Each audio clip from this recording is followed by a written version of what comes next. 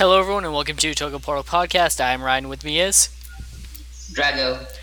welcome back to Power Rangers Beast Morphers. Uh, it's it's been a while because the show went on hiatus, but It's the still on hiatus in it, USA. yeah, it's still on hiatus in the states. But Drago is from Australia, and so we watched the international release. I'm not from Australia, You're but not? it's no. I live in Asia right now. But the Oh, broadcast that we watched was from Australia. While even in Asia, you do have Beast Morpher. That's India, especially. If you do have Beast Morpher that's run going on TV.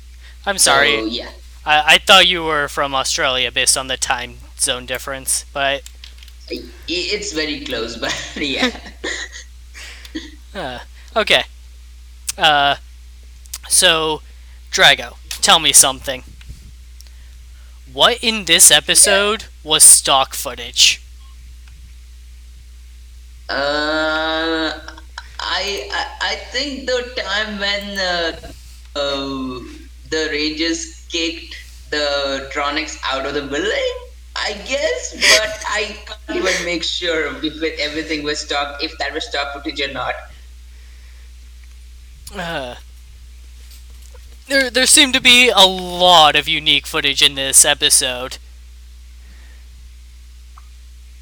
Yeah, because we had an entire fight sequence with just steel. Like, he didn't even morph. Right. Yeah, Uh, and that was really cool, especially in this the all the fights, even civilian fights. I also noticed that when Nate morphed, but Steel didn't, Steel still had his gold accents, which in Go Busters, those would disappear because those would become Jin's, like, ranger suit. Yeah, but since that's not the case in these morphers, they have more creative liberty, which I do like in this show. Uh, so, we open up with Nate and Steel bonding as brothers. Uh, and we get a bit more of a read on Steel's personality. It's really nice because he's kind of like a mix between a child and that like arrogant guy in high school. Uh, I think the proper way to put it would be Superman from the Christopher Reeves movie mixed with a child. I have not seen that Superman movie. Okay, at least if the viewers have seen. Yeah, if you know what In Drago's talking about. yeah, he's like at least the the kind of personality he has is really amazing. He's very entertaining to watch. Like Steel, I mean. uh, Meanwhile, the villains are rebuilding the Cybergate because it's still there, it's just broken. And I like that continuity there.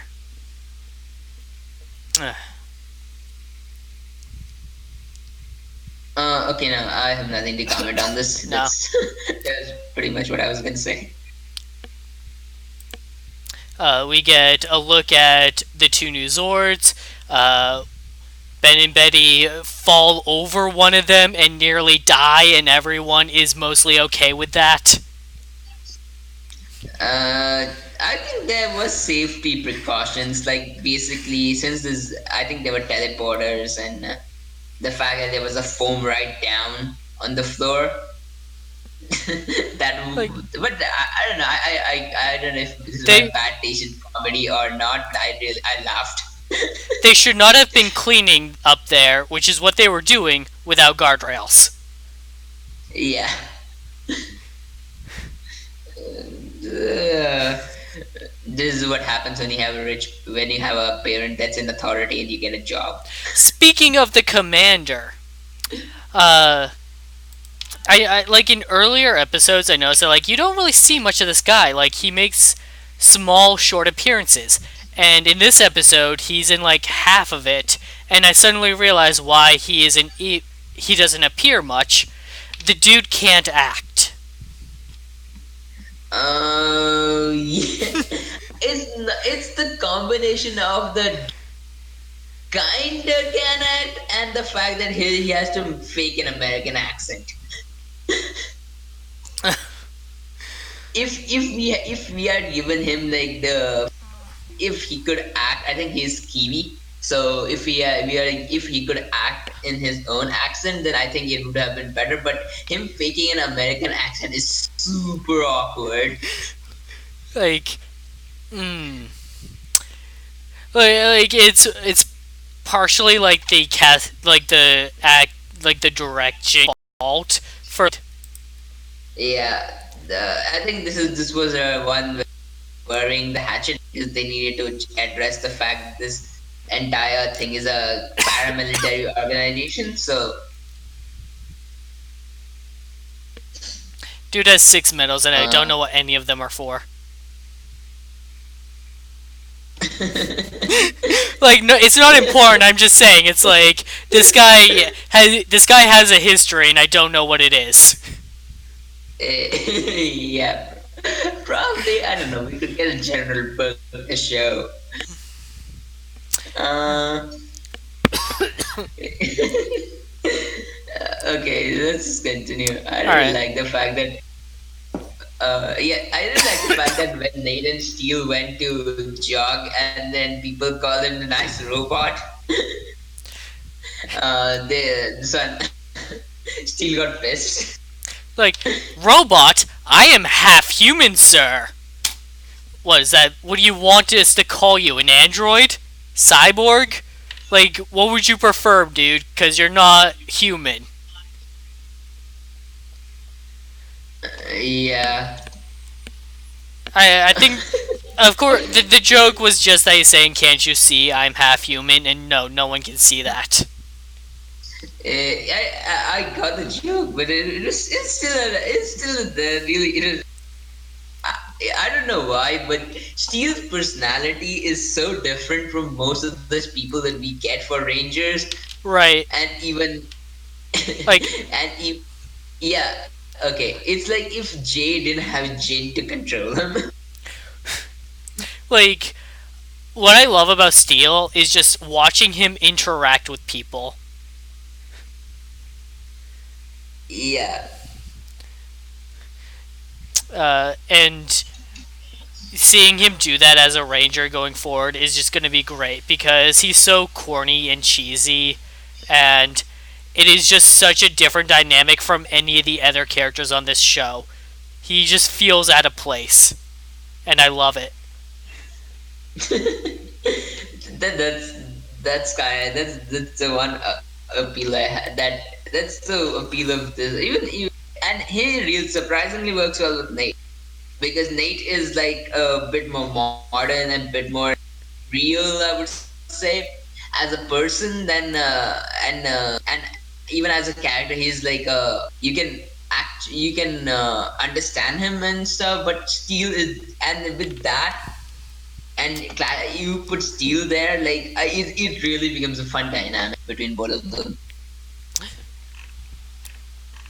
Uh, and like they're like going to take him to the not juice bar to like just hang out, and he's just like, "What are we hanging from? Monkey bars?" Oh,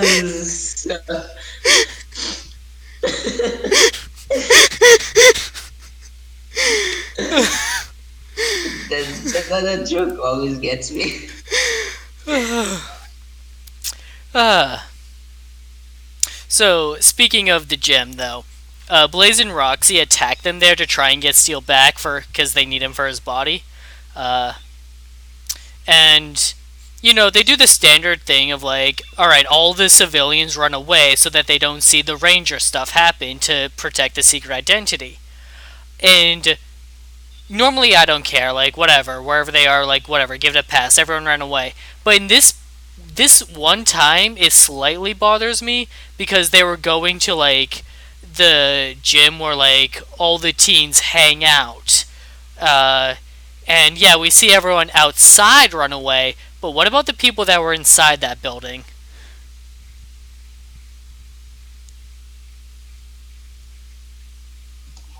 I think they went in. What, in my opinion, I think they went inside the building for safekeeping kind of thing, like because you would be protected inside the building, and but and the one other thing that I really found a bit weird is that these rangers are supposed to have secret identity, quote But unquote, but they literally fight the Tronics right on the road. that's what I'm saying. It's like they are outside, like the most popular like gym in for the teens in town, and like I guess it's a good thing that the building doesn't have any windows because otherwise everyone would have been looking outside. Yeah. Okay, Like good normally I can give amenities this of living trope a things. normally I can give this trope a pass. This one slightly bothers me. Yeah, it does. Otherwise, I wouldn't. Otherwise, I wouldn't even comment on because this is stupid. Eh, I think I would say oversight on the correct part, but yeah, we did get a cool action scene out of it though. Like the everybody who how they were fighting was pretty nice to see. Like because we don't get to see civilian fights even in Sentai as much. Yeah, it's disappointing that we don't see those as often. Yeah, but in Beast Morphers we have been constantly getting that, and It feels great. that's what I'm really, yeah. It's just good to see that. Like here, like all pretty much all the rangers were just kicking the robots around. I'm like I noticed that there was a lot of footwork this episode. Yeah, that's actually true. Like the way the Rangers fought, yeah. So except I think the fact is that except Ravi, who actually has the physical upper body strength, so that he uses a lot of punches. Most of the Ranger use kicks. That's the one thing that I have also noticed in the episodes that have come so far, Hmm. and especially using the kicks and the blasters at the same time. So like kick the robot, blast them, kick the robot, blast them. That was a good idea. Uh, so it occurs to the rangers that they're like, hey, if they're like, because all the robots are trying to get Steel, like, hey, if they get him back and rebuild the Cybergate, then they could use his body to bring back Evox. And the general hears this, and he starts seeing Steel as a liability over an asset and wants him decommissioned. And so, yeah, we're just doing this trope and getting it out of the way. All the Rangers argue no, Steel isn't just a robot, he's human, and the general doesn't care.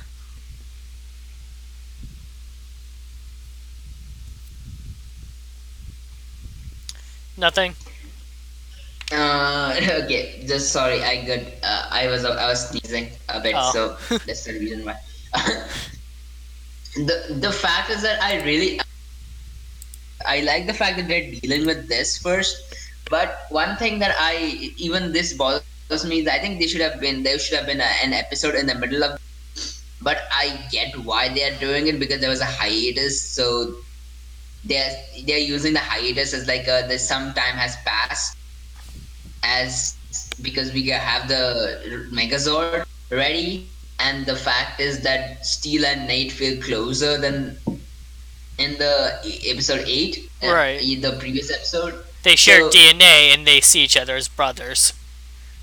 yeah, that's true. But like I think there was this personal here in episode 9. So I think they should have, in my opinion, they should have placed another episode in the middle and taken I this agree. Like, because you have to buy the fact that they have been like been brothers for like at least a while. So if you could see that in the previous episode before introducing this conflict, I would have been a bit, I would have this would have made this episode, in my opinion. But anyways, it's fine. Like, even it was fine the way they did it.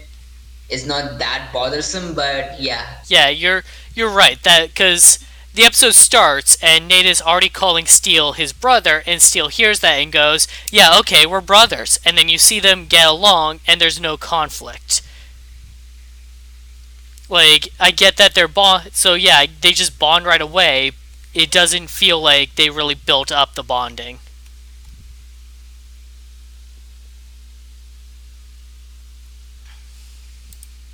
Alright. Uh, oh, you have more to Yeah, say? the no, what I was gonna say is, I'm okay with not having conflict, but I wish that they were just we could see them, like, getting closer. That's the only thing.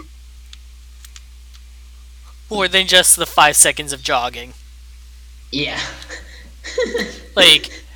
Like, instead of just showing up at the gym when they were attacked, maybe they're leaving. Maybe they already just hung out for the day. I wouldn't. I One thing that I was just gonna. I wouldn't actually. That wouldn't actually, because it wouldn't make sense, because the thing is that this episode feels like there has some time passed previous one and this one, but it's just that I don't know. We should have seen more. That's the only thing I was gonna say. Yeah, we The we should have jogging seen thing more. didn't bother me. It was okay. Uh, so the Rangers aren't gonna decommission Steel. Like, they see him as more than just a tool. So they devise a plan. Like, all right, if the problem is that they can bring Evox back to the Cybergate, then we just need to take the Cybergate out of the picture. Uh, so they sneak Steel out. Uh, Ben and Betty have been doing paperwork for the new Zords to be put into commission, and they set them down near a paper shredder. And the employee, despite hearing the words, "We finally finished all the paperwork," takes the stack and shreds it. And that employee should be fired. I I would you shouldn't be You, so absent-minded in a workplace. like, not even a question of like these are getting shredded, right? Like, no, just sees the Uh, stack and inserts. I mean, this. Like, I was no, just Ben should thinking not that. have set it down on a shredder, but, like, that Yeah. employee was standing right there when he said, "Hey, we finally got all the paperwork done." Clunk. I mean, yeah, these show Ben and Betty's bumbling incompetence, but they were not the incompetent one. This was It this was was not their fault. Yeah, it is not their fault. This entire episode, they have, except the first one where they forgot to take any safety when climbing the sword. Other than that, this episode they didn't do much. Like, as far as, like, being badly incompetent does, they tried their best. Huh. Uh, Life is just cruel for Ben and Betty. So the Rangers go to the warehouse to begin their stealth mission, and then the fucking army shows up to bring them back as, "Hey, you're supposed to put Steel out of commission." And Ben and Betty are there for some reason, but they know their place and they run off screen to stay out of the way. They don't want to get in the way. They're not involved with all this stuff. They just happen to be there. They've been kidnapped by Blaze and Roxy off camera. It's not about they just happen to be there. At least I think they just came for to assist the Rangers. But when Rangers were preoccupied by the dad, they thought they could go and do it themselves. And yeah, That would make a lot more yeah, sense to how they got captured. But I did yeah, not get that no, context at all, and no. That when I saw was watching that, that was the context I got. So yeah, that makes a lot more sense. it, yeah, because the way it was directed was, and had they there was, it feels like there was a small scene cut, but at least the context was that it gives is that Ben and Betty just went to do the job themselves instead of waiting for the Rangers or backup. Uh, so Ben and Betty are held captive as equilateral for Steele's capture. Uh, the general doesn't know what to do because fate of the world versus his kids. Steele does the moral thing and says, "All right, your family needs help right now, so I'll give myself up for them," and that leads the general seeing Steele in a new light. Blaze and Roxy keep to their word and let Ben and Betty go. Like props to them. I guess the old people, like the Blaze and Roxy, that are there inside the tube channel through. I mean, yeah, the honor. That's the one of the. I think the way I like the fact that they agree. Usually, Power Rangers or Sentai villains, they don't. Other than the villains that shout honor, Like Decade and I were but talking about this with Ryu Soldier actually just on Tuesday, where there's a hostage situation where actually this was last week, but still like there's a hostage situation, and the villain says, "You give me what I want, and I'll let the hostage go." Uh, and so the heroes give the villain what he wants, and this particular villain is about to let the hostage go when their boss comes in and says, "What are you doing? Why would you keep your word?"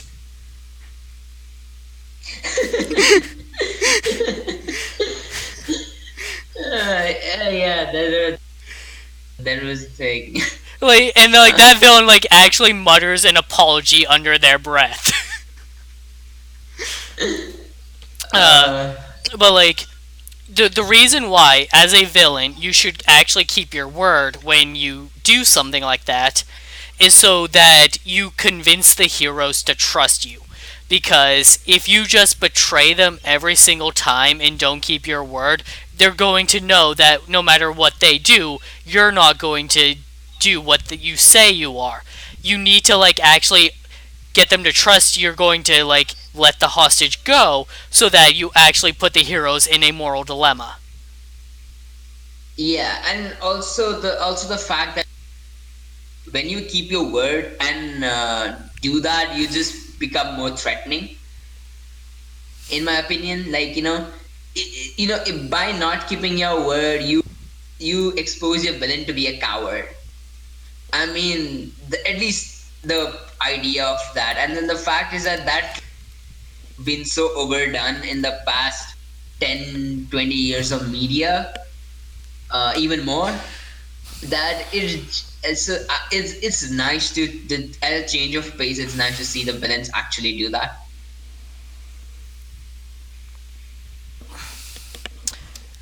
Like, there's being a villain, there's being evil, but then there's just being an unreasonable dick.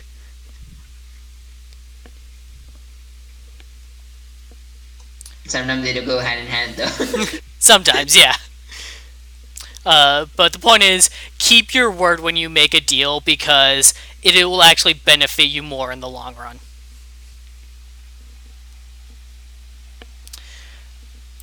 Uh, so, the Rangers transform and storm the warehouse to rescue Steel. Uh, they're too late. The download is complete. Evox has taken over Steel's body and then gets rejected out of it. The human DNA has already, like, because he has human DNA in him, it's already taking up that slot, and Evox can't override that. So he can't possess a human, and Steel's body is useless to him. I mean, yeah, I really like that they are using the fact that they already is not an empty husk. There's already a consciousness. That part was the reason why Evox can't take over. Was a really nice touch. Also, the fight scene that takes place after this was quite nice in the warehouse. And the fight outside is pretty good too. Seeing the like Gigadrone, the giant monster, like attacking them on the ground with large sweeps and stuff. Yeah, I was struggling to know whether this Go Busters or not because it's been quite a while since I've seen Go Busters. Yeah, and that's why I asked you earlier, like, what was stock footage? So I'm looking at this, like, I can't tell. Like, uh, Devin getting into his Zord, that's stock footage. Yeah, I think the Zord fight was entirely stock footage, but I'm not even sure. Speaking of the Zord fight, we get to see the two new Zords, and we were talking about like why did they change Gold's motive from being like a beetle to a praying mantis, and there's that argument about how the Zord kind of resembles a praying mantis, but seeing it here in action, like I can only see the beetle that it's supposed to be. That's true. It's the Zord is called Wrecker Zord and not Praying Mantis Zord, so I'm okay with that. Otherwise, yeah, it looks like a Yeah. beetle. You're not fooling anybody. I think they just didn't want two beetle Zords because that whole like gimmick with the stag beetle and the regular beetle doesn't exist in America like it does in Japan. So I think they just Yeah. didn't want two beetle Zords. I think that it's the issue of like if you already have one, or why buy another? Uh, Marketing and business yeah. analytics or whatever. I think that was the reason why. Uh, Mech fight was pretty cool. We don't see them transform, which was nice. We get to see how the Zords operate on their own. Always a plus. Because it Hmm. helps emphasize how strong they are when they actually combine. Yeah, and the conclusion was pretty nice too. Ultimately, the villains didn't get any more effects from this episode. They wasted a I lot of don't think they need resources. more. What they did? No, I think they don't need more. Yeah, they got that huge haul a few episodes ago. But this Yeah, episode was nothing but a net loss for them. Like they're gonna have to make pretty up for much. that. Yeah, they're gonna have to find a They're gonna have to drain another tankard. yeah. And what do you call it? And I like that they have now placed the Cybergate parts inside the The safe, bunker instead of steel. right? The thing that they're going to lock steel in. Uh, Yeah, and I also like the fact that whenever when asks for steel sign, he just removes it and gives. right. Like we get the general apologizing to Steel. It's like it's good to know we have a someone else who can lend a hand, and Steel literally lends him a hand, but he's going to need it back later. Yeah, the that's it is. I don't know. It was a. I like the humor in this episode, I except the fact that the general had a really bad accent, and I acted gotta as admit well. the hand jokes at the end kind of got me. Like, and just the fact that Steel doesn't get the puns as well. It just comedy gold, I would say. uh, uh, okay, do bad jokes for me later, but yeah, the episode was quite nice. So to wrap up, uh, good episode overall. Even if the plot didn't feel like it was properly built up to. Uh, but all in all, pretty standard par for the show, especially like with the unique combat footage. Like Hasbro's still doing a good job with that. And one thing I actually failed to mention is that the acting that Nate displayed in when what do you call it, Steel was taken, was really, I really felt for Nate at that moment, because that was really sad face. And yeah, but the contrast with like the general at that scene, that kind of hurt that scene. Was really well acted this episode. All right. Thanks for joining us tonight, everybody. We'll be back on Tuesday for more Ryu Soldier. Wednesday for Kamen Rider Zeo. That show is in its final arc. And next Thursday for another episode of Beast Morphers. We got two more after this before we Um, take another break potentially. I think since it's airing weekly in Asian and Australian, Oh, South Asian and Australian territories, so we can keep going. it's probably, yeah, we could keep going. Oh, cool. See you next time, everybody. Bye bye.